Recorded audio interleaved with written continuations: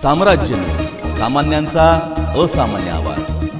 पुणे सोलापूर महामार्गावर डुक्कर अचानक आडवे आल्याने पोलीस उपनिरीक्षकाचे चारचाकी गाडीवरील नियंत्रण सुटले आणि गाडी थेट दुभाजक तोडून समोर येणाऱ्या ट्रकला धडकली। या अपघातात पोलीस उपनिरीक्षक गंभीर जखमी झाले आहेत। सोरतापवाडी तालुका हवेली ग्रामपंचायत हद्दीतील अल्फा पेट्रोल पंपासमोर आज पहाटे 5:30 ते 6च्या सुमारास ही घटना घडली। महेश अंबादास गळगटे वय 36 राहणार राम मंदिर लेन आष्टी जिल्हा बीड असे अपघातात गंभीर जखमी झालेल्या पोलीस उपनिरीक्षकाचे नाव आहे। त्यांच्यावर लोणी काळभोर येथील एका रुग्णालयात उपचार सुरू आहेत।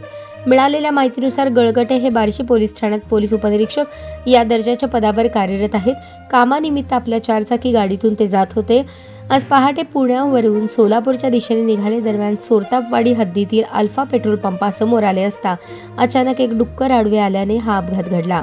डुक्कर आडवे आल्याने चालवत असलेल्या चारचाकी गाडीवरील नियंत्रण सुटले आणि गाडी थेट महामार्गावरील दुभाजक तोडून पुण्याच्या बाजूकडे निघालेल्या ट्रकला धडकली। या अपघातात गळगटे यांना गंभीर दुखापत झाली आहे।